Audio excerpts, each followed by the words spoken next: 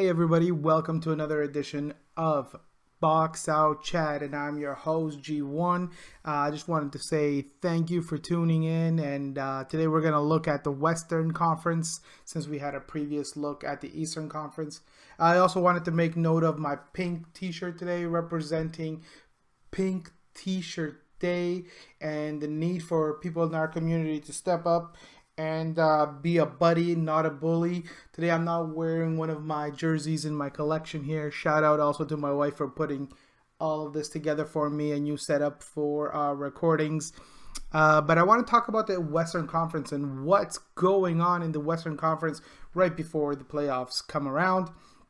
We're going to start off with, obviously, the standings and have a look here at the Warriors as the number one seed at the very top. But you know what? Have a closer look. The Denver Nuggets are only half a game behind, mostly due to the play of Nikola Jokic, the Joker. I talked about him a little bit right before the All-Star break, and I told you how high I was on him.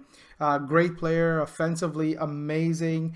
He's going to become a perennial All-Star. However, there's something disturbing, something that's been bothering me lately with the play of Jokic as well as in general the Denver Nuggets. And that is, especially in late game situations, they tend to take Jokic right off and substitute Plumlee. So they do offense for defense and defense for offense.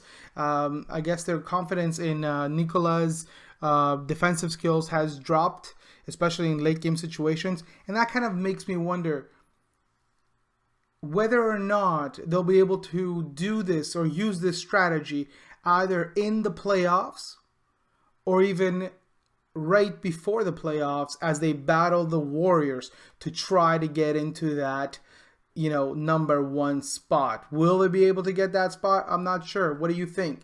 Drop a comment, a question. I'd love to interact. Now, looking at positions or spots, seeds, whatever you want to call them, 3 all the way down to 5.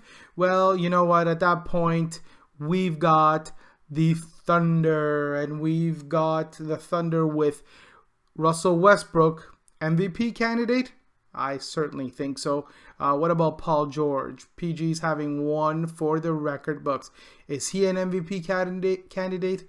I definitely think so as well. How about Portland? Portland with Dame, this man is one of my favorite players this year. Just a heart and soul. And then we have Nurkic, and he's a beast under the boards. He's working really hard, as is McCallum. Great potential in this team. And we have the Rockets.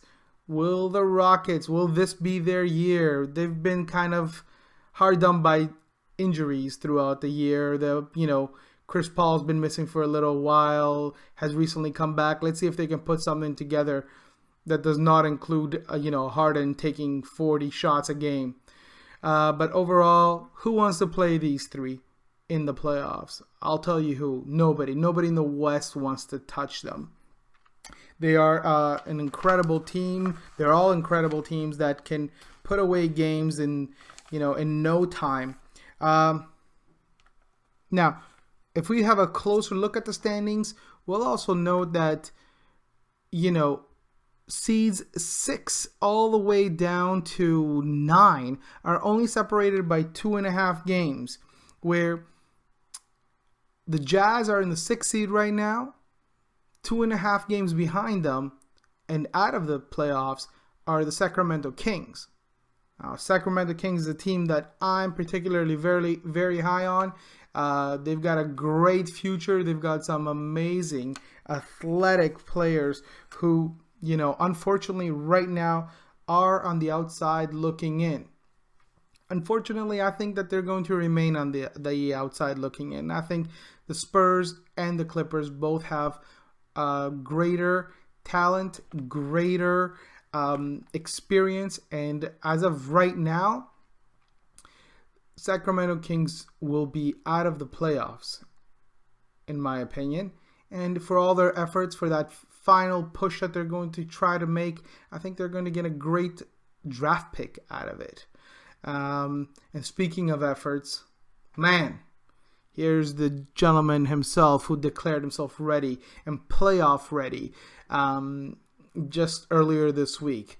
Unfortunately, though, King James is not getting the support that he's requiring right now. Even though he's making all these declarations of being playoff bound and playoff ready, he's just not getting the supporting cast that he needs. So, before I let you go, here's my question to you. Will King James miss the playoffs in his first year with the young Lakers? I really want to know what you think. Hit me up with a comment, answer the question, place questions of your own, subscribe. Mash up that subscribe button, hit that bell so you get notifications on new videos, and I've got some exciting ones coming up for you, some collaborations that I'm looking into currently. And beyond that, like and share, tell everyone about this channel, and we're gonna be doing our best to produce more content. We thank you, we love you, and talk to you guys soon. Thanks very much.